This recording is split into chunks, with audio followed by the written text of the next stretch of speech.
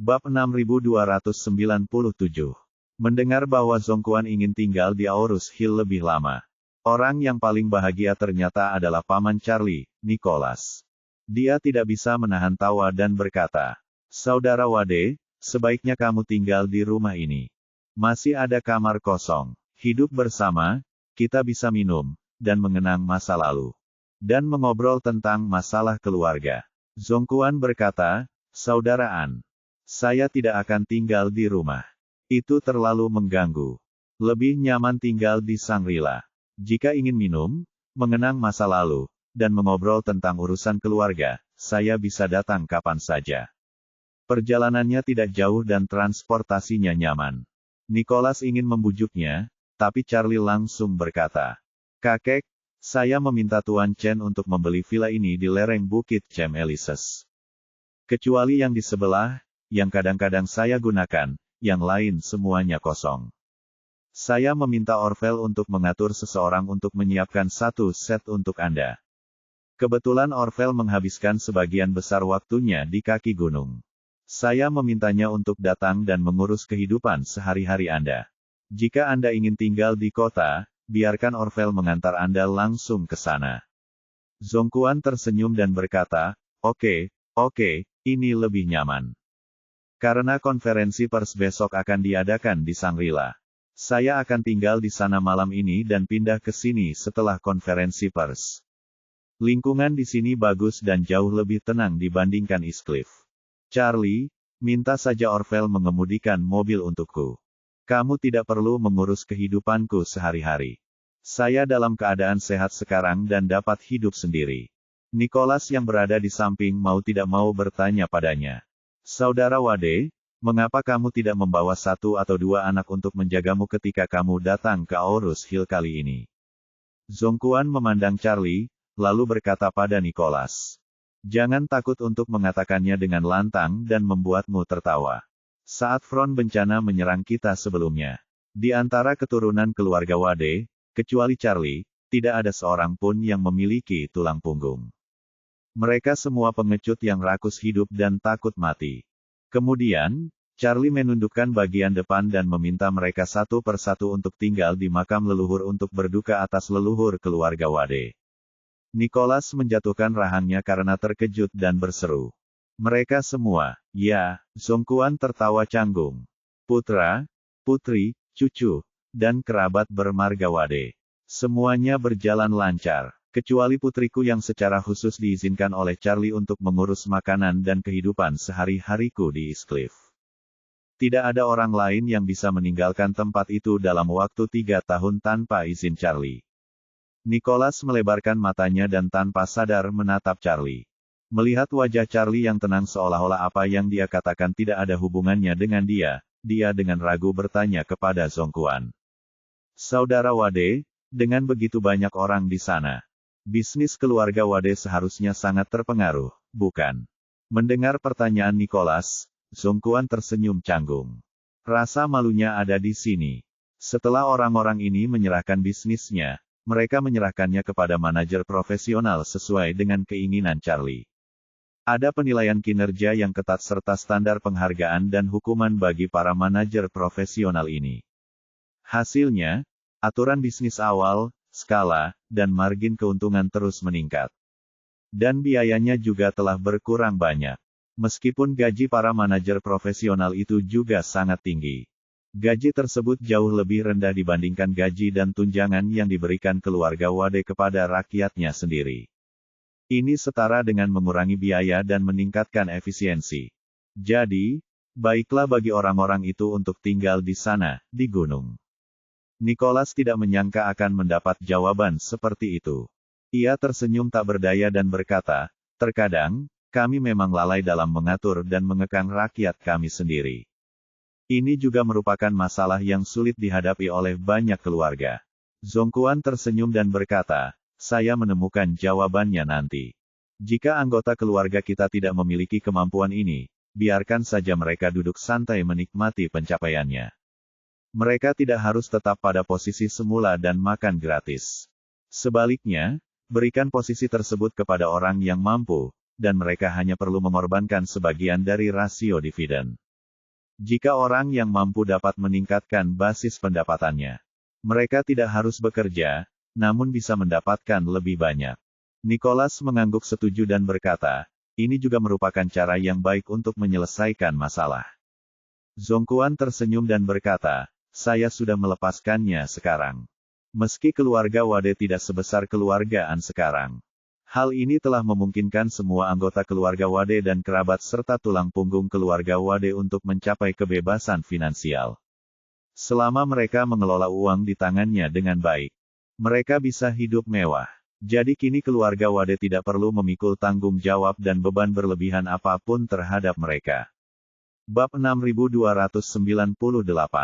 Saat dia berkata, dia menatap Charlie dan berkata dengan sangat serius. Charlie, semua aset keluarga Wade hari ini akan menjadi danamu untuk bertarung melawan Warriors dan di masa depan. Silakan saja dan lakukan itu. Bahkan jika aset keluarga Wade suatu hari nanti habis, Anda tidak perlu bertanggung jawab kepada siapapun. Dan Anda tidak perlu memiliki beban psikologis apapun. Charlie mengangguk ringan. Meskipun dia tidak perlu menggunakan sumber daya apapun dari keluarga Wade sekarang. Dia tidak bisa tidak tergerak oleh kata-kata lelaki tua itu. Nicholas hanya bisa menghela nafas. Charlie, sikapku sama dengan sikap kakekmu. Semua sumber daya keluargaan siap membantu Anda. Saat makan malam keluarga, semua orang saling bersulang. Dan dua orang tua yang telah mendobrak penghalang selama bertahun-tahun menjadi semakin bahagia. Namun, terkadang topiknya tanpa sadar membicarakan tentang orang tua Charlie. Dan kedua orang tua itu seringkali bermata merah. Charlie merasa lega, lagi pula itu berarti tidak akan ada lagi konflik dan kesenjangan antara kedua keluarga di masa depan.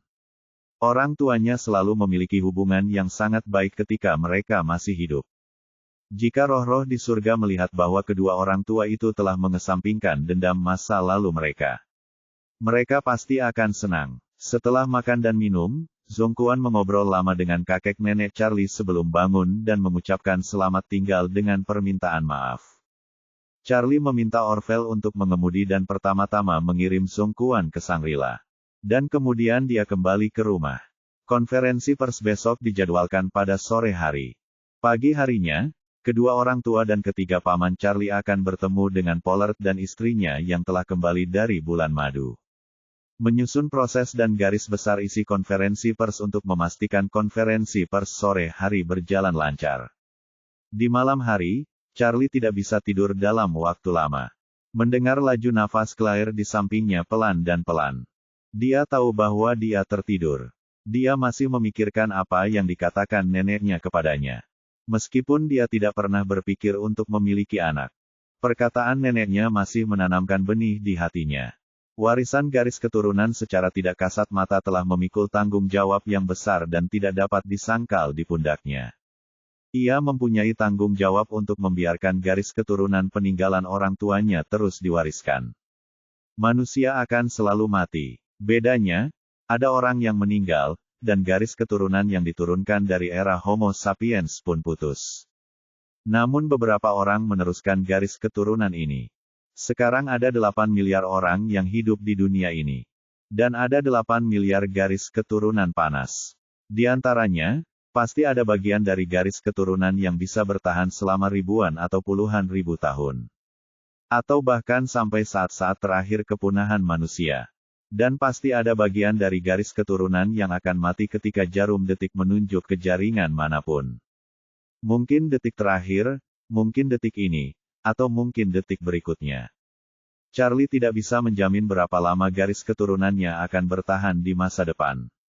Namun dia menyadari bahwa dia harus menyerahkan tongkat estafet pada tahap tertentu untuk menyelesaikan pewarisan garis keturunannya ke generasi berikutnya.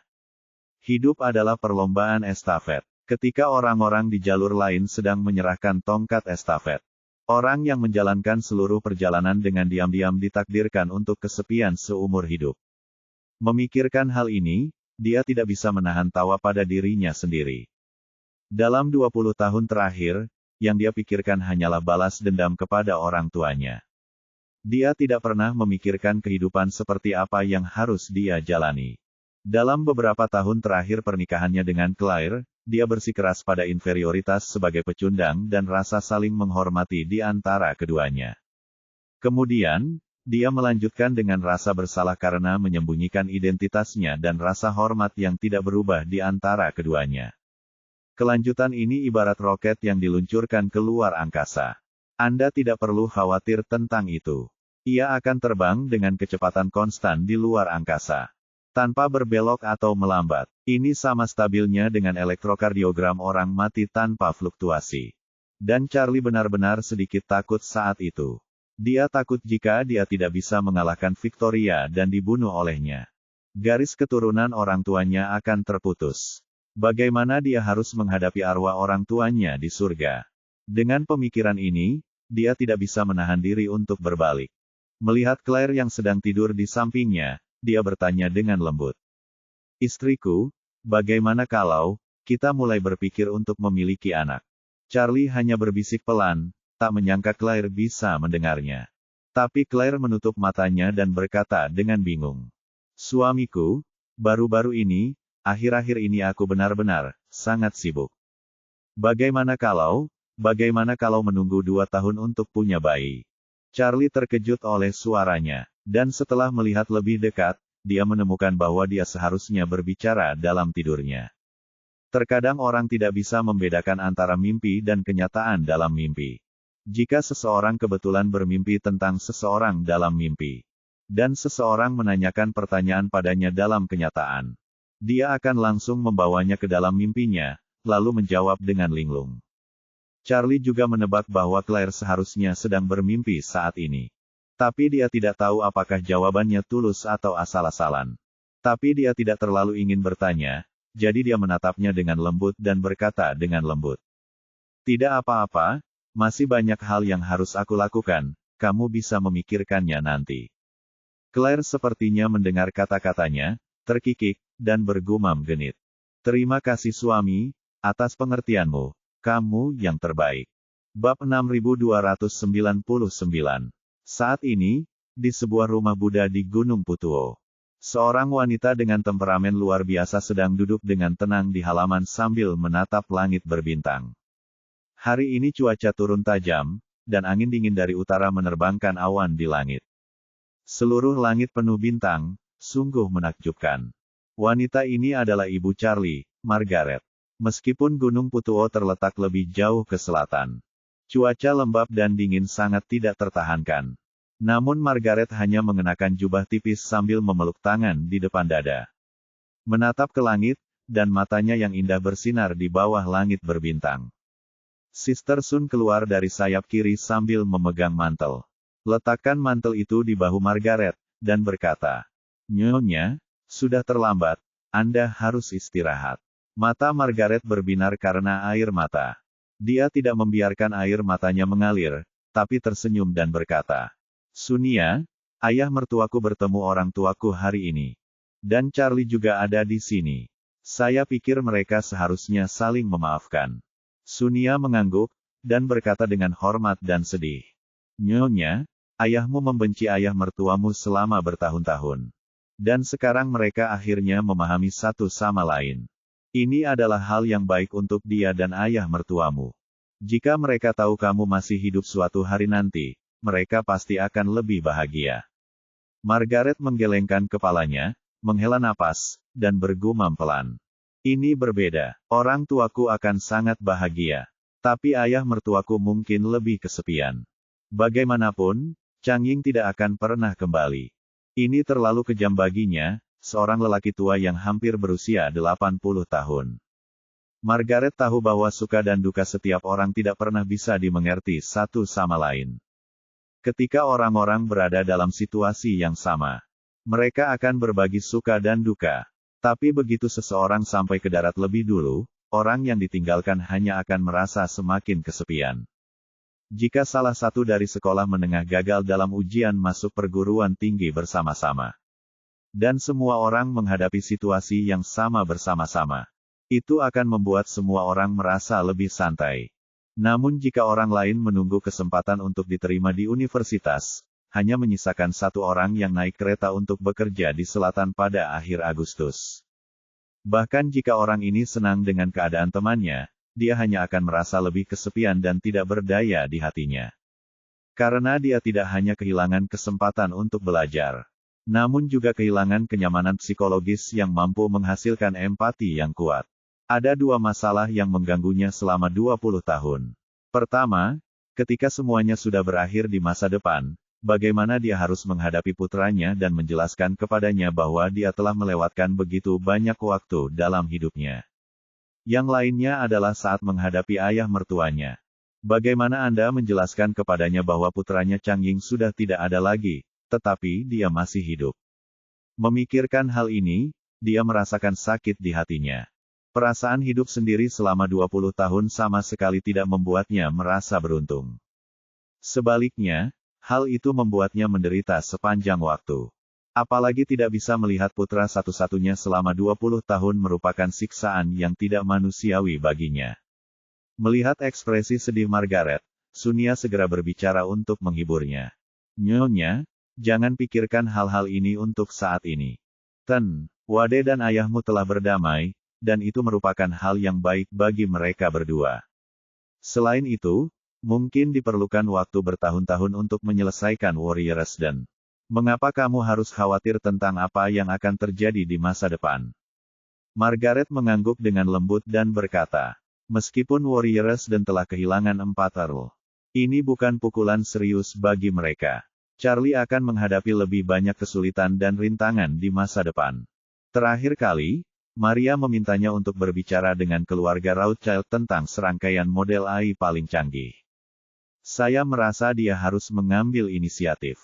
Sunia bertanya padanya, Nyonya, haruskah kami menyampaikan beberapa informasi yang kami miliki kepada Tuan Muda? Margaret merenung sejenak, melambaikan tangannya dan berkata, biarkan Charlie mengikuti langkahnya sendiri. Kami tidak tahu banyak tentang Warriors dan memberi dia petunjuk yang kita miliki akan membuatnya bertanya-tanya dan menebak-nebak di satu sisi. Dan di sisi lain, itu juga akan mengganggu ritme dan penilaiannya. Kami mengawasi secara diam-diam, jika tempat yang dia tuju di masa depan adalah tempat yang kita semua tahu. Kami akan mempertimbangkan apakah akan menciptakan peluang untuk memberinya informasi. Margaret berkata dengan nada mencela diri sendiri, faktanya, kami tidak pernah menyebabkan masalah besar pada Warriors dan selama bertahun-tahun. Bagaimanapun, kesenjangan antara kekuatan kita dan Warriors dan terlalu besar. Saya sangat beruntung dia tidak menemukan kita selama bertahun-tahun. Jika Charlie tidak memiliki keberuntungan seperti sekarang, saya mungkin harus bersembunyi dari Victoria sampai saya mati. Dalam hal ini, Maria dan saya mengalami hal yang persis sama. Tapi dia lebih sulit dariku. Saya telah bersembunyi darinya selama 20 tahun. Padahal dia telah bersembunyi dari Victoria selama lebih dari 300 tahun. Petik 2. Sunia mengangguk penuh pengertian dan berkata, Nyonya, Tuan Muda mengalami kemajuan pesat sekarang. Saya yakin ini hanya masalah waktu sebelum dia menghancurkan seluruh Warriors dan membunuh Victoria. Margaret mengangguk dan berkata dengan nada melankolis. Bagi saya dan Maria, Victoria adalah musuh terbesar.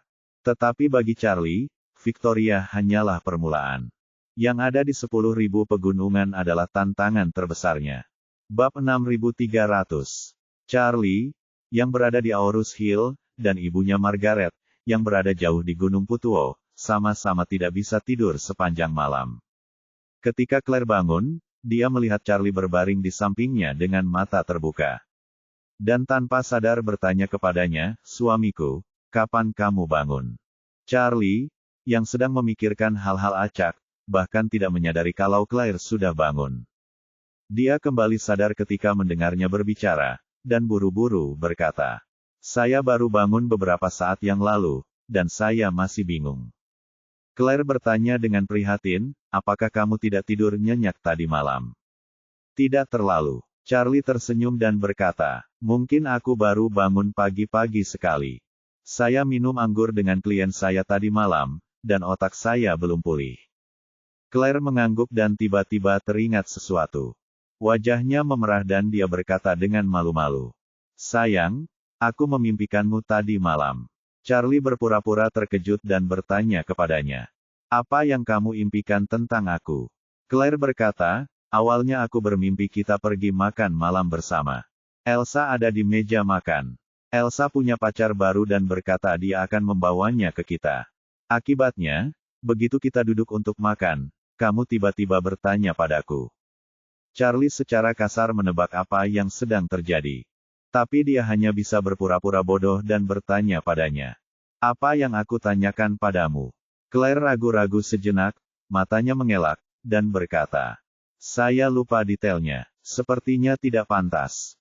Elsa juga menggodaku. Saya merasa sangat malu dalam mimpi saat itu. Charlie tersenyum canggung dan berkata, untungnya, itu hanya mimpi. Dalam keadaan normal, saya pasti tidak akan menanyakan pertanyaan yang tidak relevan ketika ada orang luar di sekitar saya. Petik 2. Claire mengangguk dan tersenyum, bermimpi itu tidak pantas. Saat dia mengatakan itu, Claire duduk, meregangkan pinggangnya, dan berkata, suamiku, aku harus pergi ke Emgreen Group pagi ini. Apakah kamu punya rencana di sore hari? Charlie menggelengkan kepalanya, saya tidak punya rencana apapun, ada apa? Claire berkata, ada konferensi pers di Shangri-La pada sore hari. Keluargaan di Amerika Serikat dan keluarga Wade di East Cliff tampaknya mengumumkan kerja sama yang besar. Salah satu klien saya kebetulan ada di media keuangan. Dia akan menghadiri konferensi pers ini pada sore hari. Banyak media yang diundang pada konferensi pers ini, dan masing-masing media telah memberikan banyak tempat. Kebetulan unit mereka bisa mengosongkan 2 tempat. Saya ingin menjadi bagian dari acara tersebut. Apakah kamu ingin menemaniku? Charlie sedikit terkejut. Dia tidak menyangka Claire ingin menonton konferensi pers sore harinya. Semula ia juga berencana berangkat ke Shangri-La untuk menghadiri rapat internal di pagi hari. Dan kemudian menjadi penonton di kursi media saat konferensi pers sore harinya. Tak disangka, istrinya pun tertarik dengan konferensi pers tersebut. Dia bertanya dengan rasa ingin tahu, istriku, kamu sepertinya tidak suka ikut bersenang-senang sebelumnya. Kenapa kamu tiba-tiba ingin menghadiri konferensi pers hari ini? Claire berkata dengan serius, keluarga Wade di East Cliff adalah salah satu yang terkuat di negeri ini. Emgreen Group sebenarnya milik mereka. Mengenai keluargaan, saya tidak tahu apakah Anda pernah mendengarnya. Mereka adalah keluarga Tiongkok paling kuat di dunia, jauh lebih kuat dari keluarga Nona Fei. Mereka telah berkembang di Amerika Serikat sebelumnya dan jarang melakukan tindakan apapun di Tiongkok. Namun, kedua keluarga ini telah memutuskan untuk berinvestasi bersama di Aurus Hill. Setiap orang yang peduli dengan perkembangan Aurus Hill ingin mengetahui industri apa yang akan mereka investasikan di Aurus Hill. Dan yang pasti kedua keluarga akan bergabung dan itu pasti akan menjadi investasi besar. Claire berkata lagi, saya mendengar bahwa transaksi rumah baru dan bekas di Aurus Hill pada dasarnya mengalami stagnasi dalam beberapa hari terakhir. Para pengembang proyek baru dan penjual rumah bekas kini menunggu konferensi pers ini. Setelah kedua keluarga benar-benar mengumumkan bahwa mereka akan bekerja sama untuk mengembangkan proyek super di Aurus Hill, kenaikan harga rumah di Aurus Hill tidak dapat dihindari. Dan semakin dekat lokasi properti dengan proyek, maka peningkatannya akan semakin besar. Sekarang rincian kerja sama tersebut belum diumumkan, dan tidak ada yang tahu di mana manfaat besar ini akan diperoleh. Semua orang takut menjual rumah dalam keadaan rugi, jadi mereka menunggu. Charlie hanya bisa menghela nafas. Saya tidak menyangka kedua keluarga yang datang ke Aurus Hill untuk berinvestasi akan berdampak besar pada harga rumah di Aurus Hill. Claire tersenyum dan berkata, kita akan tahu seberapa besar dampaknya setelah konferensi pers hari ini. Jadi suamiku, apakah kamu ada waktu siang ini? Ya, Charlie mengangguk dan berkata, aku ikut denganmu.